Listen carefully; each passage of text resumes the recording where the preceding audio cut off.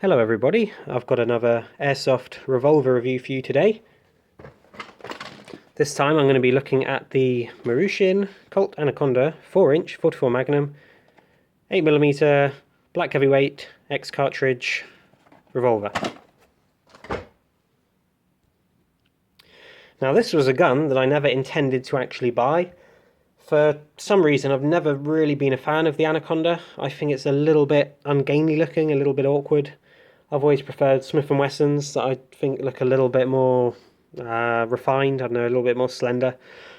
Just prefer those guns, and perhaps if Tanaka made one of these I would have bought one, but I'm not a big fan of Marushin guns in general. They have made some nice stuff, like my Winchester, but I found a lot of them to be quite disappointing and not very well designed. So this wasn't a gun I ever intended to buy, especially not for £154. But some of you might have noticed that Red Wolf, where I bought this gun from, Red Wolf UK, had an absolutely insane sale over Christmas. I've never actually seen an Airsoft or any website do a sale like this. They were selling things worth over £100 for £5. I was pretty sure they were closing down because of the way they were just trying to get rid of everything. But they still seem to be open, so I'm not sure exactly what that was about. I assume it was just getting rid of the old stock. But I managed to get this gun, which, as you can see, stickers for £154. Which is a bit less than you'd pay for a Tanaka revolver. They're more like £200 when you can get them in the UK. So 154, and I got it for £50. So for less than a third of the price, I just couldn't resist. Really, if I see any half decent airsoft gun for that kind of money, I'll just buy it, just to see what it's like, and so I can make a video for all of you. So yeah, £50 got me this, which I think was a very good deal, and I probably wouldn't have paid that for it. I'll get to the reasons on that later. If you're thinking of buying a Marushin brand new, you want to watch all of this video, because it's a mixed bag. It's the conclusion, really. If you don't want to watch the whole video, it's a real mixed bag with a Marushin revolver.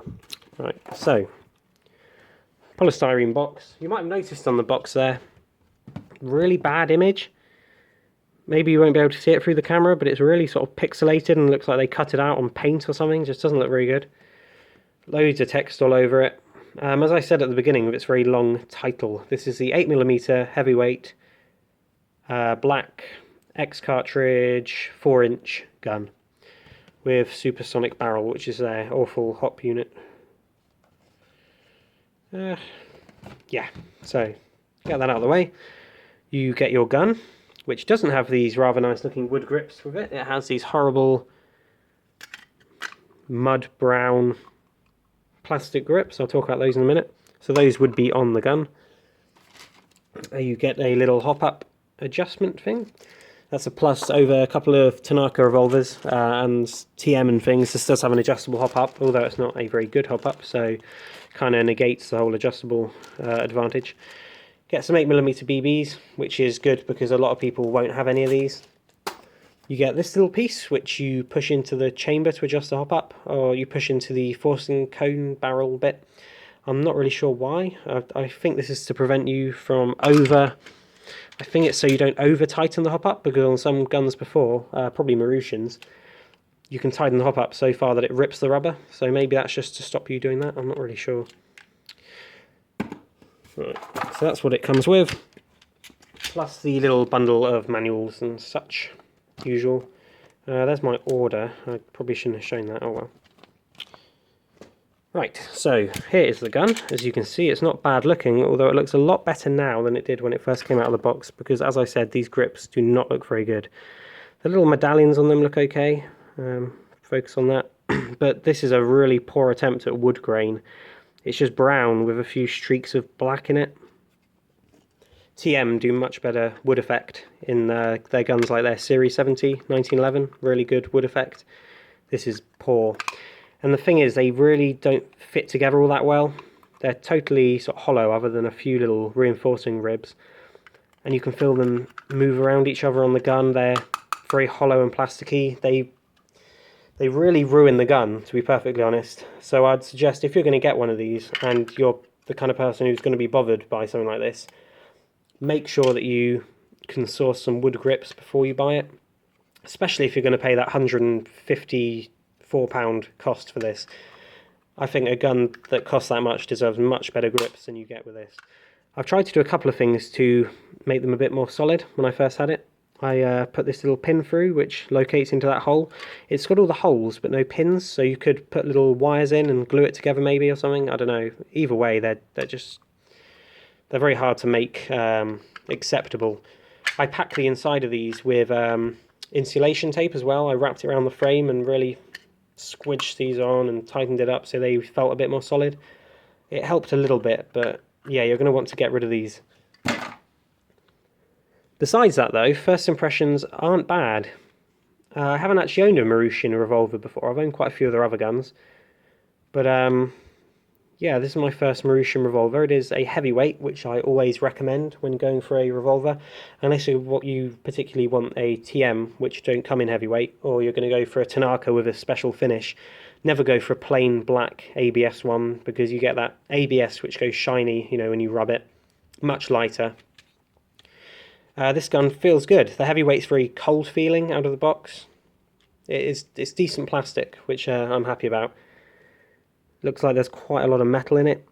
It's got that grey, that kind of dusty grey colour, so the metal content is quite high inside the plastic. And yeah, overall it doesn't look bad at all.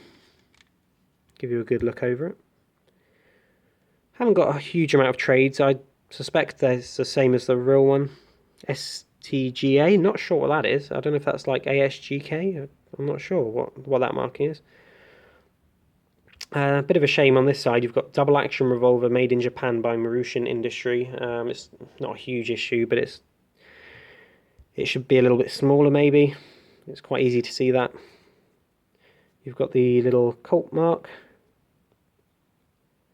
And you've got your Colt Anaconda 44 Magnum, and that's pretty much it. I don't think there are any other marks.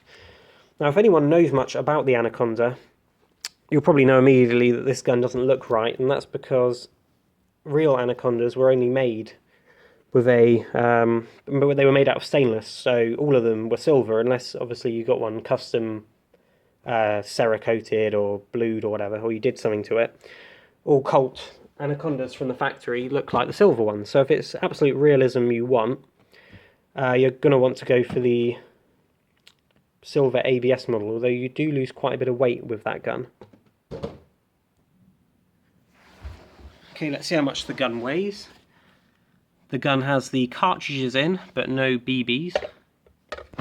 And it's not staying on the scale. There we go. Right, I'm covering the camera. So the gun weighs 861 grams. So not particularly heavy. It actually feels reasonably heavy when you pick it up, because the gun isn't actually that big. It's a large revolver, but it doesn't have a particularly long barrel. It's quite well proportioned, and a lot of that weight is in the grip because of the gas cylinder which is in there. So it's reasonably well balanced. Doesn't feel overly light despite that weight not being huge. It feels decent in the hand. Quite a lot of that weight is actually the cartridges. So if we do it without the cartridges, 699, so over 100 grams is the cartridges. You can really feel the difference. It feels much more toy-like without those cartridges in. It really helps having those in there. So that's quite interesting. It's something that I'm not used to owning Tanaka guns, because the weight's always the same regardless, because there are no removable cartridges. But yeah, these are actually quite heavy. Let's see. I think it's about 28 grams for each one. Is heavy. It's probably similar to a real 44 Magnum cartridge. So if we add all those up, 168 grams of the gun's overall weight is the cartridges, so that's pretty impressive. So speaking of the cartridges, they're actually very nicely made by the looks of it, machined of course. Put your BB in there. They look quite well proportioned, the size of the cartridge. They're like a big hollow point. Some of the guns in 8mm, like the 38 special guns, like the Smith & Wesson Model 36 in 8mm, looks a bit weird because the cartridge is very small. It's like a wad cutter. It's got a really chunky end. This looks alright. It's hollow all the way through, of course, with a rubber seal at the back and the front. The BB just sits in the front. You don't push it all the way down. So yeah, they're quite good looking. They've taken a few marks since I've been using the gun. I haven't been particularly hard on these, but I don't think they're all that durable. A little bit scratched. But like I said, the gun doesn't feel great without them in, nor does it look all that good. There's something about this heavyweight plastic, even though it's very solid and is quite well made. I don't know, it does feel kind of toy-like. I'm a bit mixed on how to describe the gun. It's mainly without the cartridges in. It just feels like one sort of block of plastic. Maybe it's because the cylinder itself is plastic, as is the side plate. So parts that you'd expect to be metal on a Tanaka, where you've got the metal side plate and cylinder, you don't get that here, and it does feel a bit less realistic when you're sort of fiddling with it than a Tanaka. Sorry. Right. It does look reasonably good though. As you can see, you've got the cartridges kind of poking out the front a little bit. You might be able to hear it's quite rattly. That was another problem, in addition to the grips, which are pretty horrible, is that there's quite a lot that can rattle in here. And on closer inspection, it's the cartridges themselves are very loose inside the cylinder. And that's because these aren't actually chambers. Like you can see here, they aren't circular chambers. They've kind of got all these cutouts in them. Really strange form, and it means that the cartridges are quite loose in there.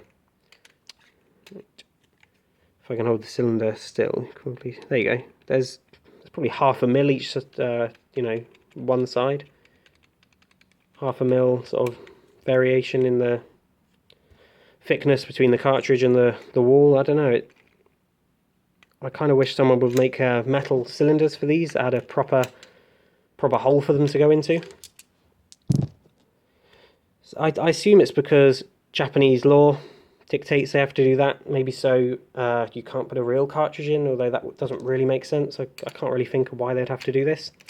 Which leads me on to another slight problem with this gun, which kind of gets on my nerves, is that the ejector is useless. Instead of ejecting the cartridges, it simply jams them in the chamber. So I'm not sure if this is a problem on all Marushin revolvers, but if we load it up here, you can feel that weight. It spins quite nicely because of that extra weight. If we try and eject here, they get about 1 centimetre out, and then they fall behind, like that. See, they fall behind the ejector, which has now got them stuck in there, so you have to kind of awkwardly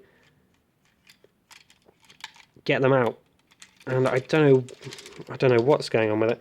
I think it's because, like I said, the cartridges are quite loose in there, and instead of going straight out and then falling out, they kind of lean out, and then the ejector can't, you should be able to see here, when you get to about 1 centimetre out, the ejector star just goes straight past it. So again, it's with this gun, it's a few little niggly things that really make it hard to recommend fully, even though it's built very nicely. Right, so since I've mentioned these wood grips, I should talk about them a little bit more. These were bought from a Taiwanese website called Keep in Continuation. They looked very cheap when I ordered them, about £35. By the time that I had all the fees and everything on top, and Kik went and put the wrong value on the parcel, so I ended up paying more in the customs charges. They were nearly double that. These were really expensive, and I wish I hadn't bothered because they aren't actually that great. They look pretty good, but they're much thicker than the plastic ones, especially at the top here. It doesn't really look it, but you can feel the difference. And these are really your only option. These are Marushin grips, because real grips do not fit. Inside the grip here you've got the gas tank, which is much easier to fill than a Tanaka, so there's an advantage to a gun like this. Obviously you just fill it up like that. But it means you've got a big thick gas tank, and it really restricts the grips you can put on it. You can't put any real grips on like on a Tanaka unless you were to kind of mill them out. But because the gas tank is so thick, something like a Hogue grip that's very slim wouldn't, even if you tried to remove material, it simply wouldn't be fat enough to go around these. So you have to put up with these very thick grips. I've got small hands and they're not very comfortable. It's actually not a stretch, but a bit further than I like to the trigger. So double action is quite uncomfortable. Although the sorry, just coughing to myself here, a little bit ill. The action itself isn't too bad. I've felt worse triggers, but it's definitely a little bit toy-like compared to how smooth and real a Tanaka trigger feels. Much more crisp. Whereas this is a little bit mushy, and the return spring, the trigger spring, is very stiff. So as you get to the back of the pull here, it's actually quite uncomfortable. Doesn't feel great. Single action's alright. Quite light. And the reason for this is that unlike a Tanaka, which has a very similar design to the real gun, this is very different. If you imagine, it has to route the gas from here up to that hole in there. So the internals simply can't be similar to a real gun. They're totally different. Nothing from a real gun would obviously fit in here. So that's another downside possibly. The grips are different. The grips have to be specific to this gun to fit, and the action doesn't feel quite like a Tanaka does. There's a bit of play when locked up, and this was out of the box. It was like this.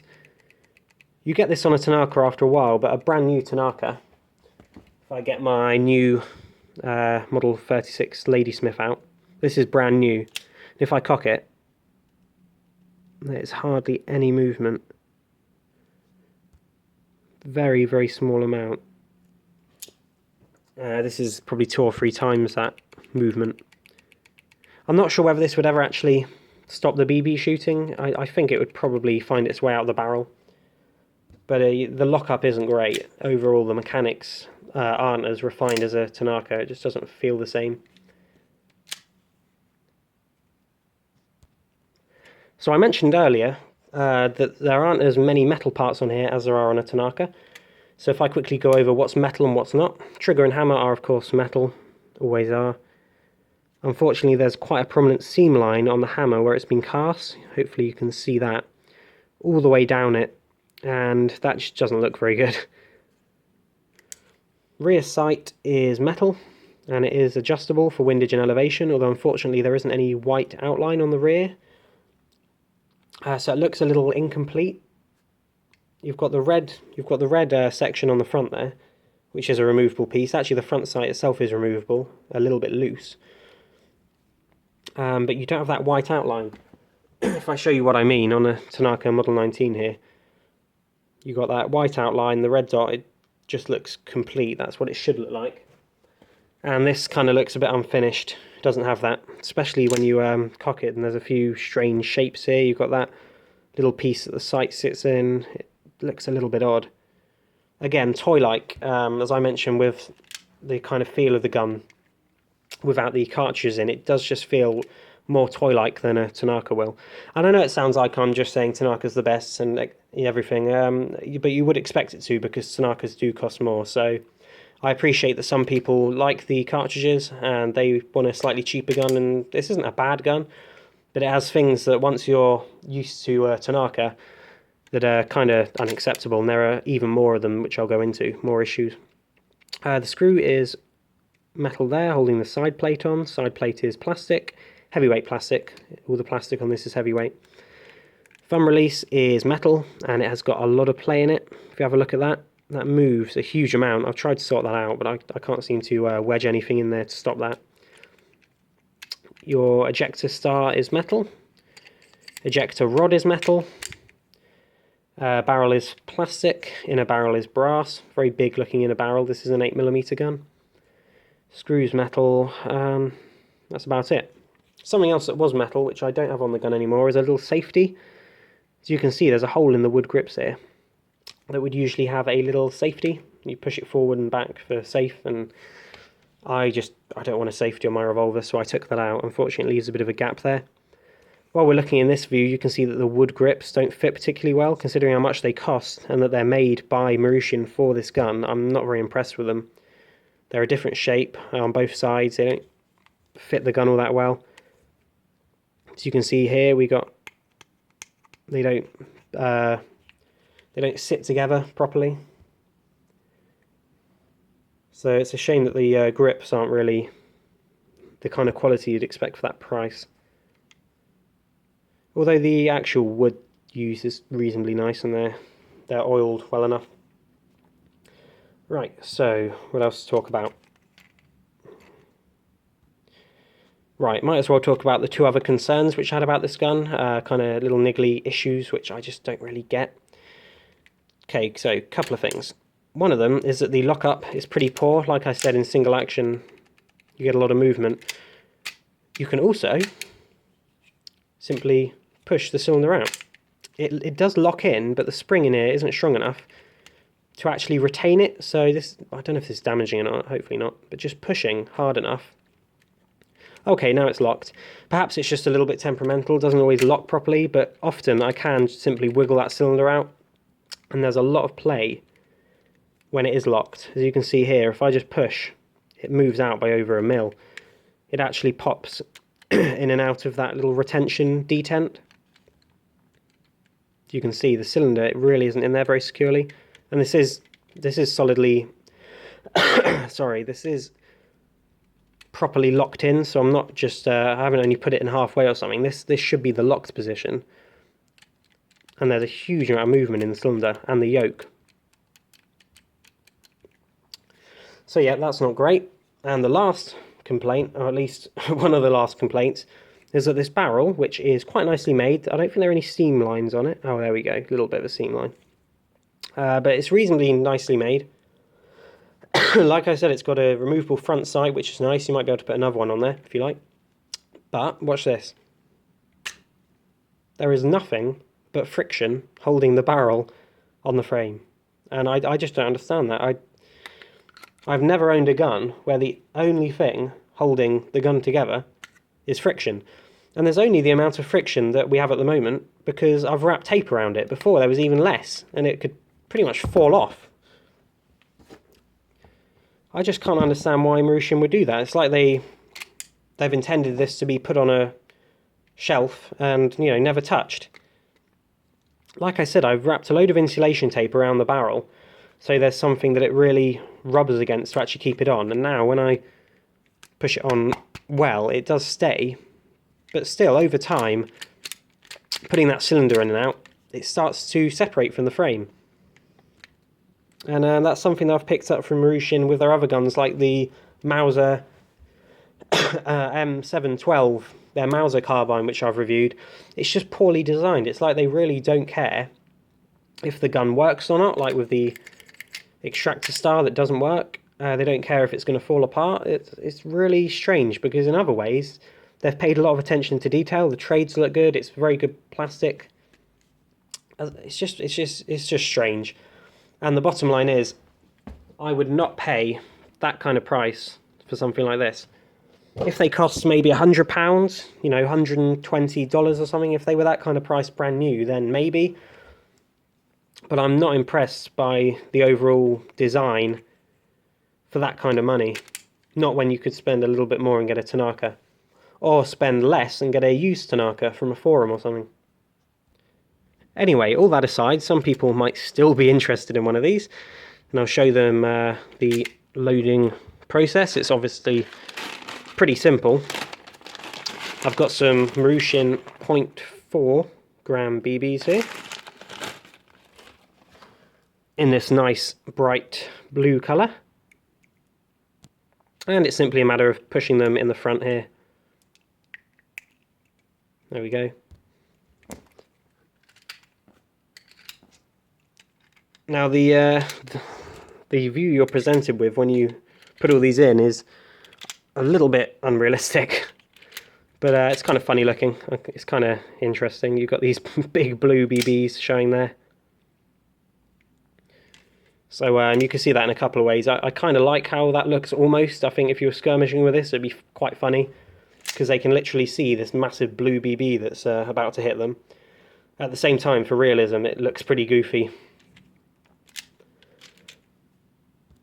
Now, I mentioned the extractor not working. This isn't, of course, a problem in actual operation because they're so loose, you just tip them out. That's only a niggle if you want, you know, realism, because I intuitively, when I've shot real revolvers, I've always just hit the extractor to knock them out, but that doesn't work with this gun. It also smacks them into the wood grips if you hit them out hard enough, so be careful of that. As I showed earlier, gas is simply inserted in the bottom of the grip here. The valve is a little bit sunken in the grips. I think it makes a decent seal though with a normal can. I've just been using my usual 01 Pro Gas Abbey Ultra stuff, sort of mid-powered gas. I'm not sure about whether you'd really want to use green gas. Not because the gun wouldn't handle it as such, it's more that it's liable to leak. A lot of Marushin guns do leak, so be careful with that, although I haven't encountered any leaks. So a little bit of gas in there. This gun has quite a clever little hammer transfer system, just to stop you accidentally dropping the hammer on the gas. If you're cocking it and you dropped it, it kind of stops here. It actually puts a little bar in the way, so you can carry it cocked like that and it shouldn't shoot if you dropped it on the hammer or something. It's just like a little safety mechanism inside. You'll notice it if you have this gun. You can see it in action here. The bar is in the way and then the bar moves out the way there. So, shooting impressions. It's an 8mm gun, and I haven't encountered any 8mm guns that actually shoot what I'd call well. It doesn't shoot too badly, with the hop up turned all the way up, because these are heavy BVs, 0.4. It's actually possibly usable, possibly. It goes in a reasonably straight line, and despite not being a very high velocity, I'd estimate probably around 200 FPS. Because the BBs are so massive, they do move with some force, and you can see when it hits something there's quite a lot of energy being transferred there. So I wouldn't rule this out as being unusable in a game, although being just 6 shots and having these fiddly shells does make it a lot harder to use than a Tanaka. I figured that you might want to see a little bit of shooting, so just from about 3 meters away I'll do a little point of view shoot here. First of all, I'll do 3 shots with single action. That hit with some decent velocity, but as you can see, it shoots pretty low from the point of aim. I don't know where that one went. So yeah, quite a thud when it hits the cardboard there, so there's a lot of energy being transferred, even though the BBs aren't very fast. Quite uncomfortable in double action here, actually. Just with one hand, my finger's quite stretched. Pressing against those wood grips doesn't feel great. Right, so that was 6 shots. Yeah, not too bad actually. A lot of 8mm guns are horribly inaccurate, but reasonably close up in a game, could be usable. Right, so in conclusion, like I've mentioned a few times in the video, my overall opinion is that this gun is not worth that kind of money. £150 to I suppose they go for $160 or so. I simply would not pay that. They're not bad guns, not terrible at all. Good for the money that I got it for, but for that money,